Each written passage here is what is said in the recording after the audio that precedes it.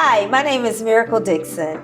Today on this episode of Soft Life Secrets, we have Brion and Outlaw here to talk about financial savvy rules on living a soft life. When someone mentions soft life, most of the time we equate it to money and luxury, which that is part, but truly soft life begins with self-love first, working through trauma and exploring the real joy of life.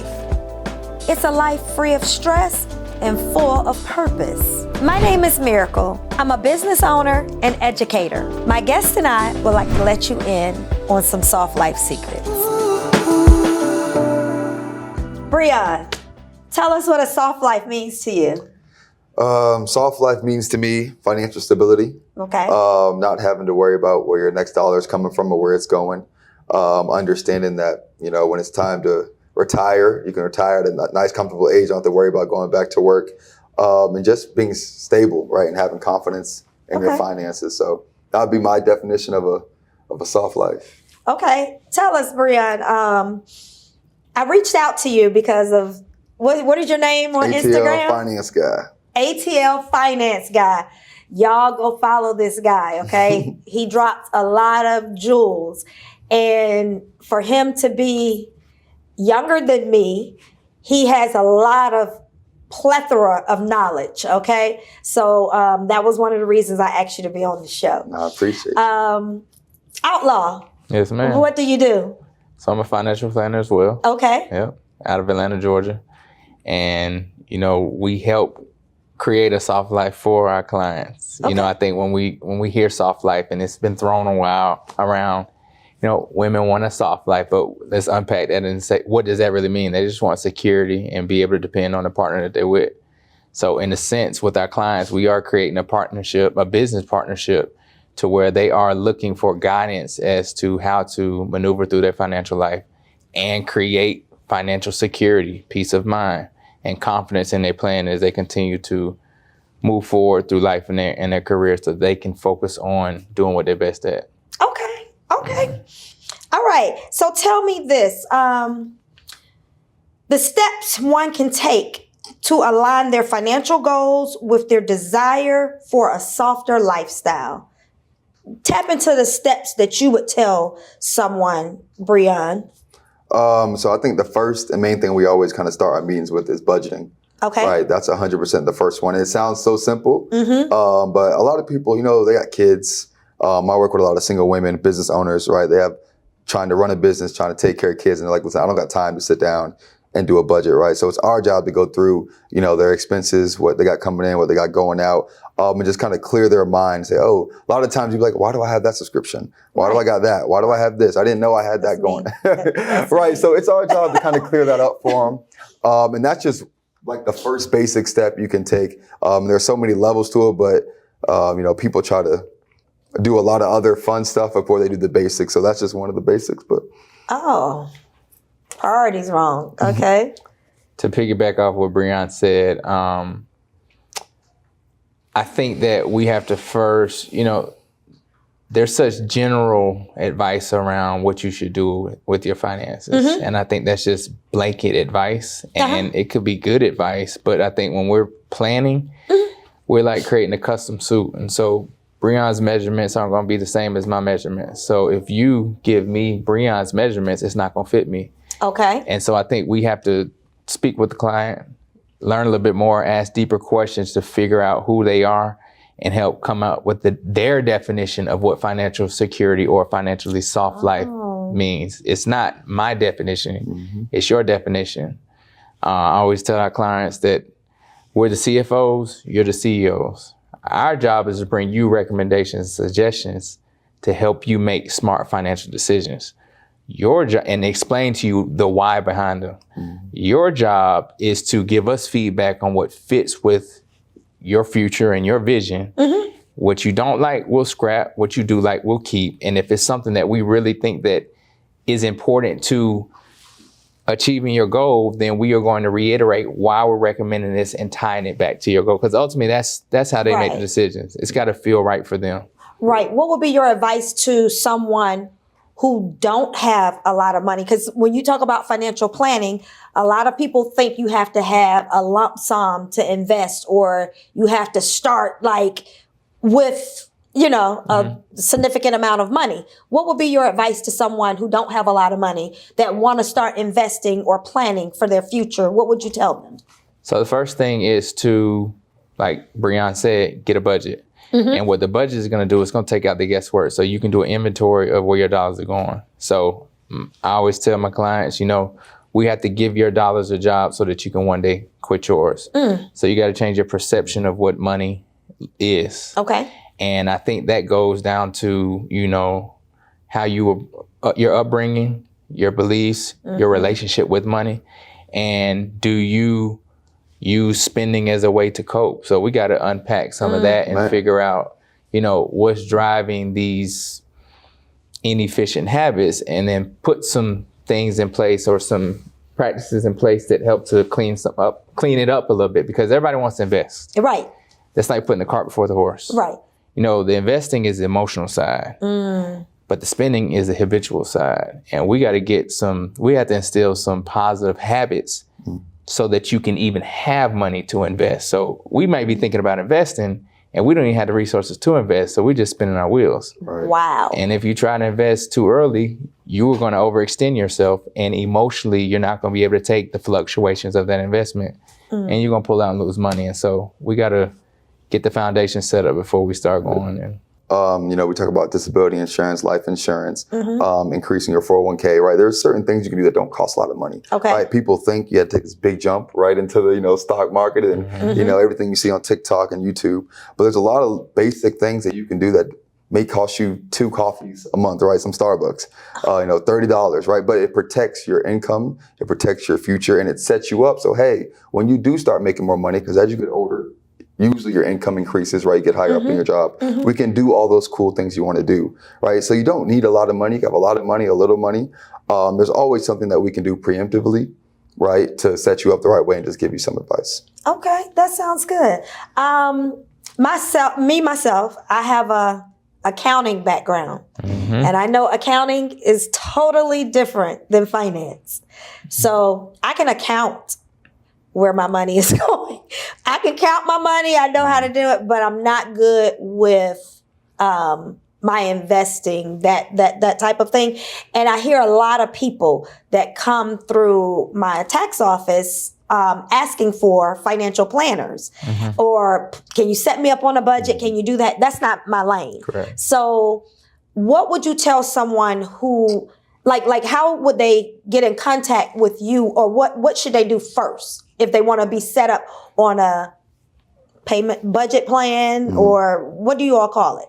Just a budget. Plan? Yeah, just a budgeting plan. Okay, so how do you all go about doing that for someone? Well, obviously, find us on Instagram. You can search up the company. Okay. Right. Facebook. I mean, our names are everywhere. Okay. So once you search our name up, you can find us, reach out to us. The financial guy on Instagram. Yeah. But then we just set up a meeting with you, right? You just book a meeting. It doesn't cost anything to meet with us. I think a lot of people, they think, oh man, I'm gonna have to pay something to meet. No, first meeting is completely free. We'll talk to you. You tell us what your dreams, goals, visions are. Okay. Right. And we say, hey, these are the kind of ways we can help you. Right. If it's budgeting, if it's straight, some people got more money, it's, hey, you need to do this. And we kind of build that financial plan for them. Okay. But first step would be just contact us and find a time where we can meet for 30 minutes to an hour and have a conversation with you in person or over Zoom. Okay. Let me, this is one of the questions someone asked me to get with you all about. What are some practical ways to reduce financial stress and create more peace of mind in an everyday life? Financially? Budgeting does that more than anybody realizes, because without a budget, you're just kind of flying by the seat of your pants. You don't really know what's going on. You got to have an idea, but one unexpected expense can throw your whole thing off. You don't realize it till later. Okay. And so when you're taking, like being an accountant, when you're taking an inventory of everything, when you're budgeting, we don't budget to restrict. I want this to be sustainable. It's like kind of like dieting. You can't eat chicken and broccoli every day and think that you're going to stay on plan. You're going to cheat eventually. Right. But if I incorporate some cheat meals in there methodically, then you can stay on plan. Well, it's the same thing with budgeting. I want to create a little bit of a freedom fund to where you're getting enough of scratching that itch of being able to go blow the bag or do whatever, as long as all the other necessities are taken care of. And just that right there can alleviate a lot of stress, emergency fund, cutting down high interest credit card debt, because all those things bring stress. Okay. Okay, Brion, why do you feel it takes the African American community so long to get to the soft life? It's a great question. I would first say it's a mindset, right? So I was blessed to have a different upbringing in my life, right? I was adopted by white people at 4 years old. So me growing up in that environment, right, seeing that side of, I guess, the community, right, the white side of the community, we talked about budgeting. We talked about, 401ks. We had financial planning meetings as a family from a young age, right? So I got a real understanding of money. We did the Dave Ramsey course. We did so many different things. We just learned about debt management, right? So that was my mindset. So then when I went to college, I was around black people all day long, right? All my teammates were black. I just see how they'll get a paycheck or whatever, something from school, and they'll spend it. Yeah, and they'll spend it, right, immediately. But me, I'm saving it, right? I'm like, I need to get my emergency fund up, just in case something happens, my car breaks down. So I had a different mentality when it came to money, right? And then when you get in these meetings and you see our community, they don't know the basics of finance. Like they don't know a 401k, or Roth. They don't even get the basic structure down, right? And then they're like, they want to spend this and spend that and, spend a check, get it right back mentality. For the gram. Yeah, for the gram. I know with Outlaw being in Atlanta, born and raised, he can speak way better to it. But it's first a mental shift. Like we're doing therapy before we ever talk about finances. Whereas in the white community, they come in knowing about the basics of finances. So it's a head start, so they get that head start. So they're moving a lot faster, right? Where we're teaching Finance 101, and it just takes longer. They get that head start. We talked about that in the last show. I think we talked about how our community, we have to work our way up versus managing properly and generational wealth. Generational wealth. Outlaw, what have you done to try to create generational wealth for the people that's coming behind you? That's a great question. So I don't have any kids yet, but I do have a sister. I have a family. Okay. I've always been kind of business-minded, investing money. I was good with my money. I had life insurance early on, way earlier than somebody would for somebody that didn't have kids. Right. But I've also, so my background was in automotive finance. And so in Atlanta, you ask about why do we struggle so much? I think there's somewhat of an identity crisis. And so we're still trying to prove ourselves. And I worked in a Range Rover dealership. So I got to see both ends of the spectrum. I got to see people that act like they got it. And I get to see people that really got it. I've seen a guy make $1 million a month. I've seen a person who barely making anything, but they got a Range Rover. And so I got to talk to these people and I got to really pick their brains and just how they think about it. One, because obviously, like Brion said, all of the education that was done in his household, and education doesn't stop at school. It's got to bleed over into the household. Right. But the problem is if mom is struggling, she working 2 or 3 jobs, she don't really have the time to pour into the kid. And so due to an upbringing for a lot of people, especially in urban communities, not to mention all the things that have been put in place to kind of be a barrier for us, it's hard to navigate that. And now with the internet, there's so much information out there. Now it's information overload. And I always tell people, if you don't understand the concept, anybody can tell you anything because you don't have any frame of reference to be able to base off to figure out if they're telling you the right thing or the wrong thing. And that's why so much misinformation on social media can go viral, because they don't have any basis to be able to filter and say, that's right or that's not right. So I've had life insurance and I use it for the living benefit. But also I understand that long term, that will grow far greater due to the effect of compounding interest. And those who understand it earn it. Those who don't pay it. And so I invest, I have real estate, and those things will just continue to grow. But when I do have kids, you best believe that my kids are going to get that same education that he got. Yeah. I'm going to take them. I'm going to show them. And obviously, I'm going to be setting them up. You know, I think there's a simple thing that everybody can do for their kid that they hear about 529. Just open a policy up on them. But because we don't understand it, we think, oh, I'm plotting on my kid dying or whatever. It ain't none of that. No. But you got to really understand it. So you need to talk with somebody that can truly articulate why you're doing it, and then understand the effects of compound interest and how it works. That's the easiest way to set your kid up, so that when they get to be 30 years old, they got access to capital without having the bank not gonna give them a business loan. Nobody else gonna give them a business loan. Right. So the well-off kid, I'm not even gonna say white, the well-off kid whose parents did set him up already has a head start. Right. And the earlier you start, the cheaper it is. So you all have set yourself up for the softest life you could ever have. I mean, I don't think life ever soft, but financially we gonna be. Y'all gonna be all right. That's what a soft life is. Yeah. If you ask, y'all are in a generation where well off is considered soft life. Y'all straight, ladies. Do y'all? If I could go back 20 years. Gonna get Brion in trouble. Oh my God. Yeah, ladies, talk to You him. gonna get Brion in trouble. Oh, I'm on him sorry. now. Talk to him, I'm ladies, sorry, ladies. Brion. You know what I'm saying? He may be spoken for, but right now, these are the cats. Okay, y'all are chasing after the wrong cats. Okay. I wish I had a daughter. For y'all, but I'm just impressed at that y'all got it. Y'all got it so soon. It take people years. I'm in my late 40s. Looking 25. It take people years to understand what you understood going to college because of your upbringing. Right. And, like you said, you're going to make sure your children, when you have them and you find the right one, that they know, what it is to, invest. They know what to do. And they know what to do with money.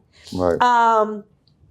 Yeah. I think to your identity crisis thing. So I saw a real live picture. I live in Sandy Springs area, right? So there's a bunch of multi-million-dollar homes back there, like just driving through, right? Right. So I'm driving through and I'm looking at these multi-million-dollar homes and we're looking up on Zillow how much they cost, and you'll see a Toyota in that one. Right. You know what I'm saying? Like, and you'll see an Acura in this one. Like, you will see the most basic cars. Right. But these houses are huge. Right. And then we drove by Cardi B's house. No offense to Cardi B. I get you. I know she's very successful. Yeah. They had every foreign car I could ever, and I was like, that's such a mental shift. Because they not used to it. When you're used to something, it doesn't faze you.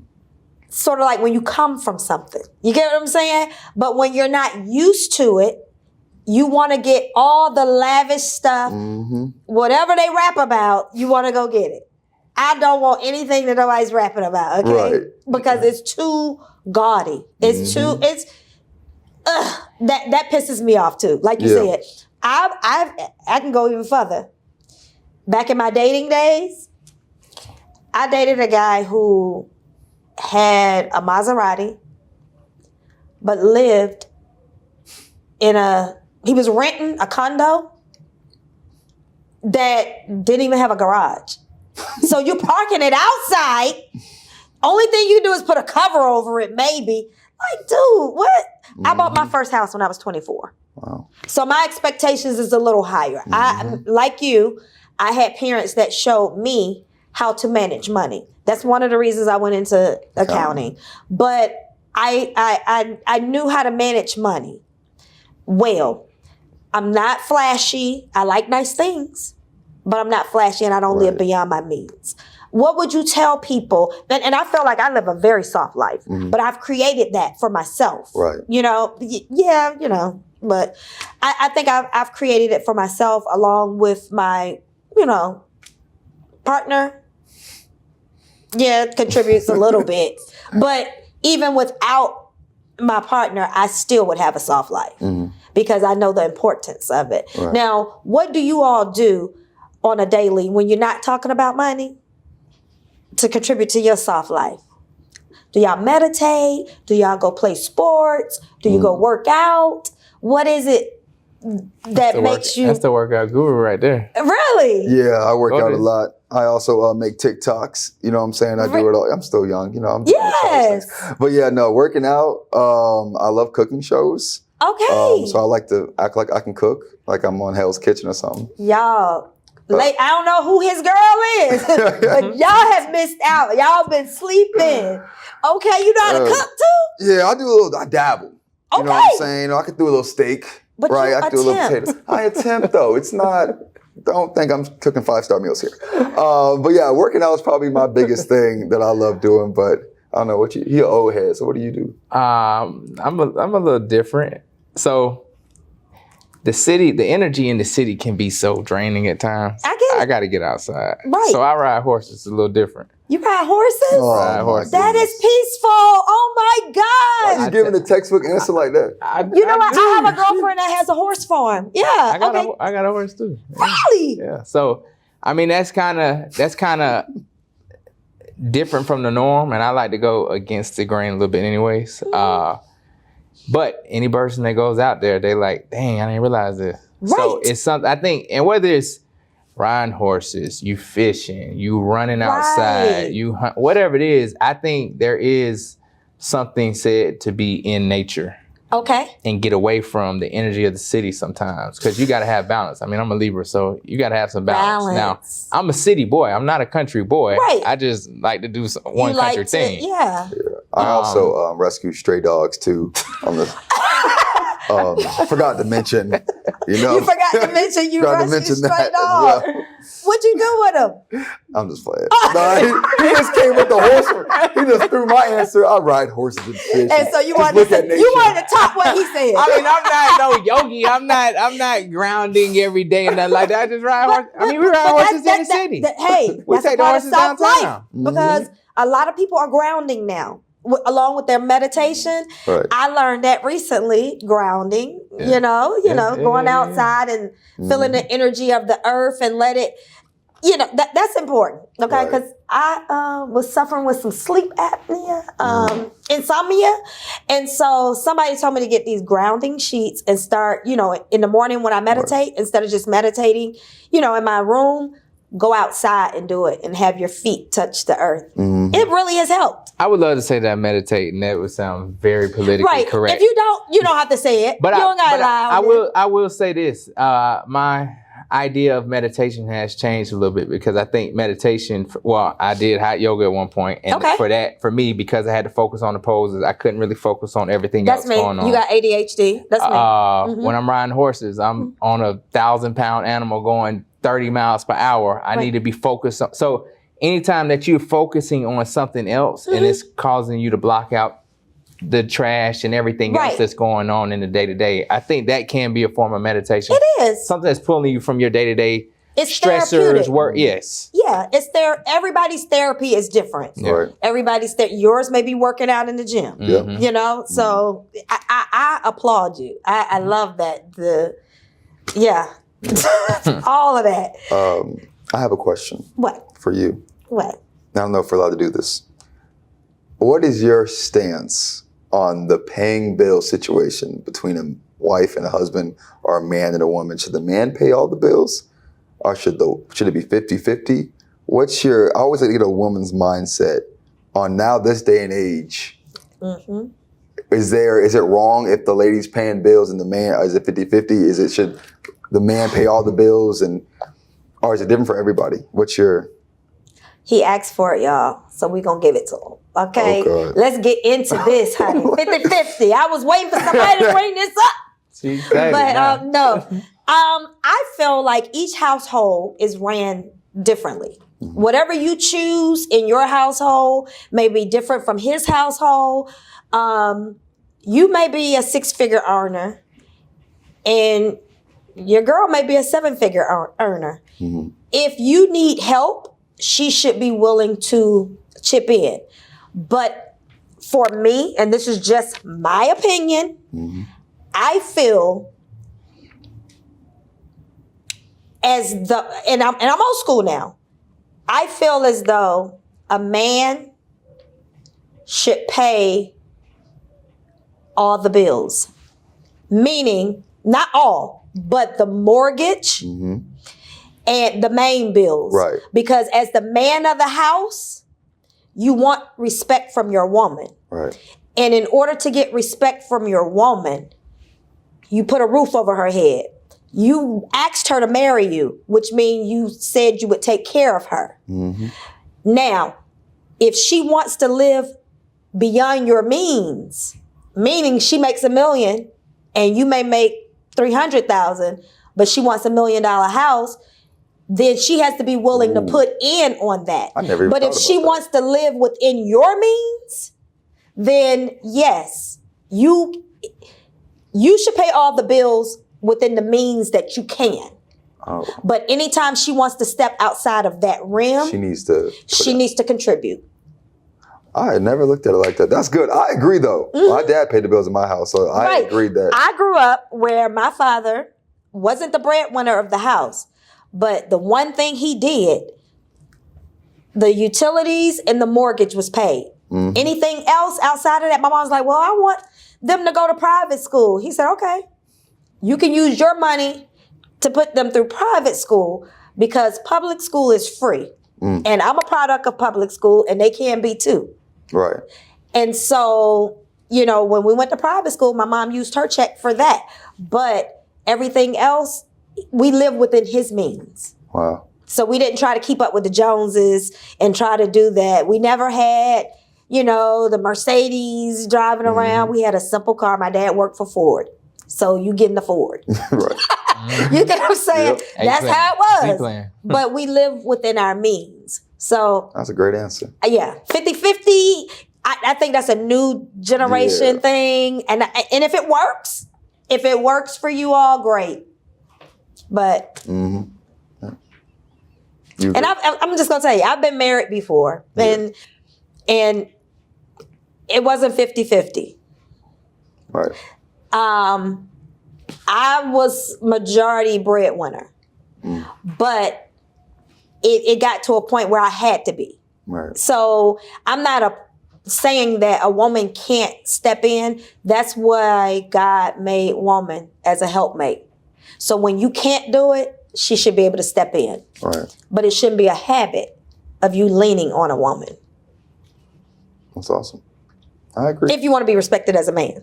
Yeah. Because now when a woman start paying bills and she's doing all the things that a man should be doing or that she thinks a man should be doing, she start, the roles reverse. And I work with a lot of successful single women, and their main thing is like, I'm not trying to pay these bills. Like, I want a man to come take this off of me. You know what I'm saying? And they do really, really well for themselves. Right. So that's why I was always like to get the mindset. But that's another thing too. It's a lot of women that's doing very, very well for themselves, right?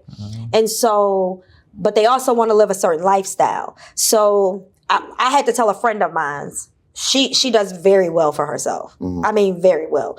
And she's looking for a man to match or be equal or make more than her. And I told her, you're outside of the norm.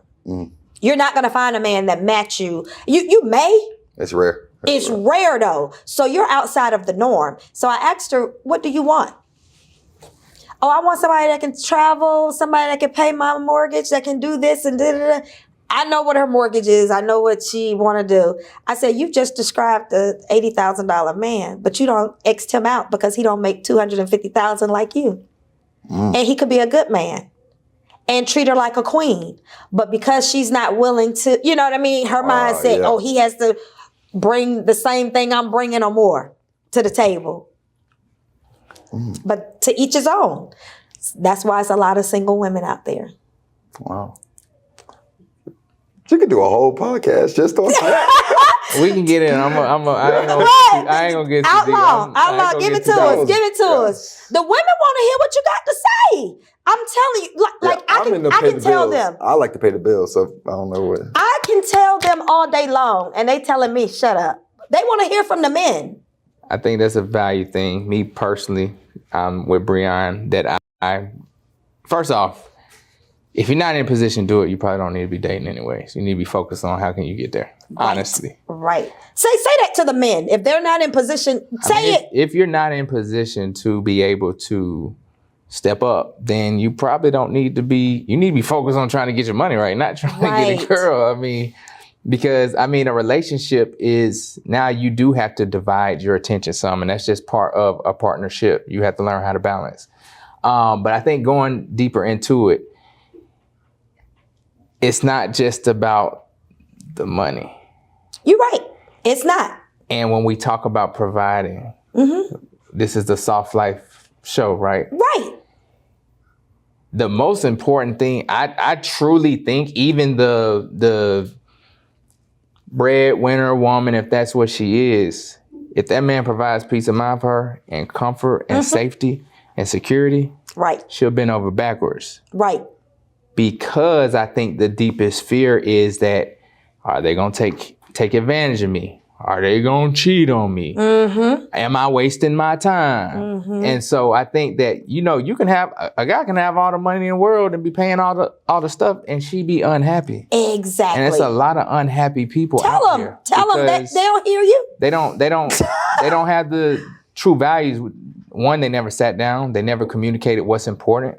I've made this mistake. We want to talk about love language, but are you giving love in the way that person receives love, or the way that you receive love? And so, it's just a lot of communication, and, we try to reduce it down to just money. Right. And if it's just money, anybody can get your woman, because you ain't the only person with money. Right. So you got to have a competitive advantage, and it's not financially. Right. So yes, while I believe just me and just maybe my ego, I don't know, I got it.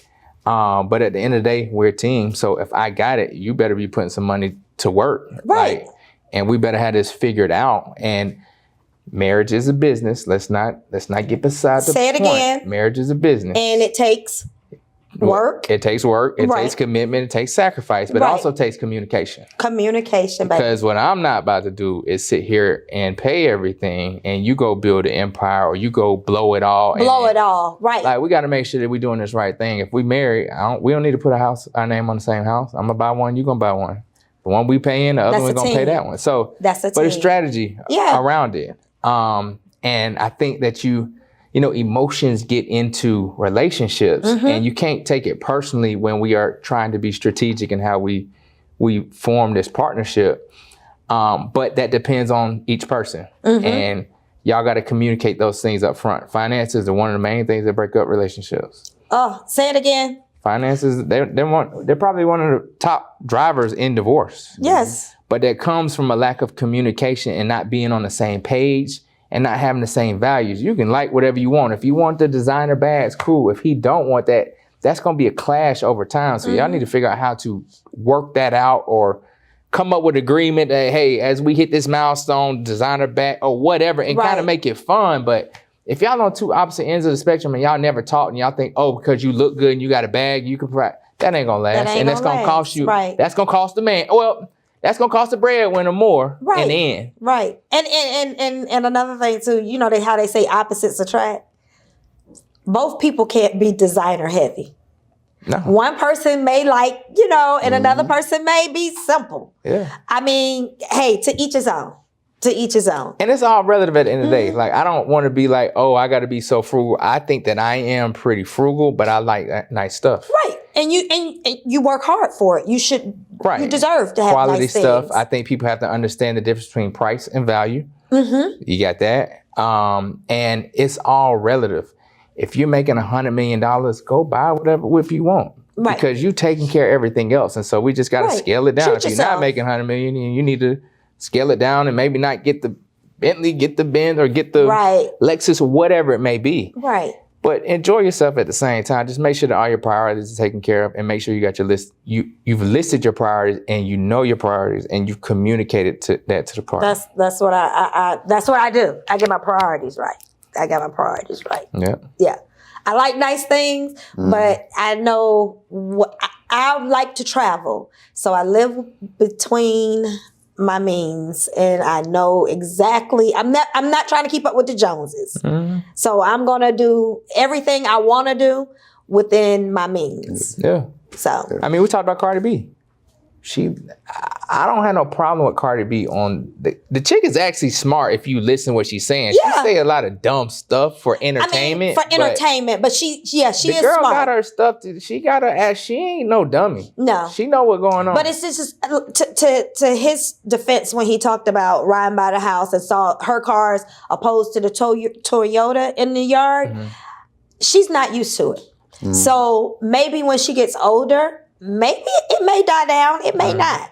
It may not be as important. But remember, she was young in the game. Mm-hmm. So she's trying to get everything that she could ever dream of. Yeah. Mm-hmm. Once you get to that point and you plateau, then what? Yeah. It still don't bring you happiness. Mm-hmm. no. It still don't give you that soft life. And last thing I'll say is we like people like you, by the way. Accountants, we work with you all the time. So, because I know a lot of people who need accountants, and they have people who are money managers or business owners, and they have no idea where their money. So we connect them with accountants all the time. Okay. So this could be a very A good relationship. mutual relationship. Yes, because we're always looking for somebody to refer. Because we don't do that. Okay. Right? We're financial planners, but when you look at like your taxes and all your CPAs and all that, we outsource that. So This is good. It has been a pleasure having you all on the show. I love to see our black men. I'm saying it. I love to see our black men like doing the damn thing. Mm-hmm. Y'all keep doing what you do. Y'all gonna make some woman very, very happy. They're gonna be very lucky to get you. Brion's already I'm doing telling you. he Brion's been already hating. doing He it. been hating. I'm giving him a response. I like his girl. I mean, he she's is taking you a off great the market. she's a great woman. Is Like, it your sister? She is a great woman. no, She's no, a I just met her through him. Is it your sister, your No, I family just met her member? through him. She You is just a making great sure woman. that these women know Hey, I he gotta- gone. He I gotta give protected my me boy though. my- I gotta She give gonna my see boy this his and spot. that. Yeah. She gonna be like, oh, he gonna be the best man. But no, congratulations though on Thank your you. relationship. I'm glad you got your head on right. Mm. It just stay true and stay committed. Yes, Stay, Yes, ma'am. we're working on you. What you mean? What I do? We're gonna get a woman on the horse field. I don't have a shortage though. I mean, Oh, no shortage. I mean, it's Atlanta. Are you okay? My last question: are y'all gonna provide that soft life for y'all woman? Oh, yes. For sure. If Y'all gonna live it together? Yes. Yeah, I Live a mean, soft life what's the together. point? I can be single. That's okay if I ain't gonna do that. Okay. So that's the whole yeah. point. Okay, I love it. Tell the people, Outlaw, where can they find you? Look in the camera and tell them where can they find you. So Instagram, Outlaw, AMP, always making progress. My number 770-455-2860. Call, text, and we can set up a meeting to talk and discuss further what's important to you, how you define financial success, and then we'll put a plan together. I hope that's your business phone because you finna get a lot of booty calls. Come on, you know I got. What you say? I got two phones. I got 2 phones. Now come on.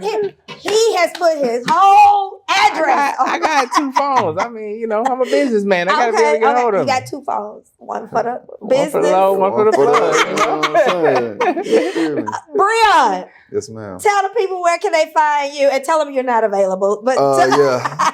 Taking man here. But you can find me on Instagram, the ATL Finance Guy. And then also my phone number, 404-703-2122. And that is the work phone. But yeah. Just follow me on Instagram, DM me, and I'll make sure I look at it and reach back out to you. Okay, are y'all having any seminars anytime soon? I gotta talk Wednesday to some business owners. This won't be aired by then. So in the in the future, like in April, will y'all have any? We got some stuff. We've been collabing, talking about some things. So yeah, we're gonna.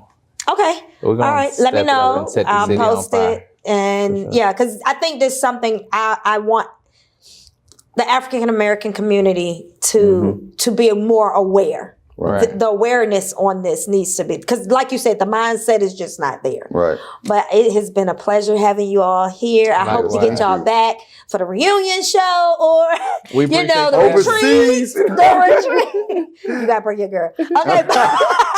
But yes, it's been a pleasure having you all. And I hope to see y'all on Forbes magazine one day. Yes, ma'am. You Put as it out well. there. Okay, I'm Thank you putting so it out much. there, This has been amazing. manifesting. Appreciate it. Okay, y'all, that's a wrap. We have just heard it from the finance guy himself, along with his business partner, Outlaw. If y'all have any questions, please tag them or DM them or call them because they left their phone numbers. The work phone. Until the next show, I'll see you later.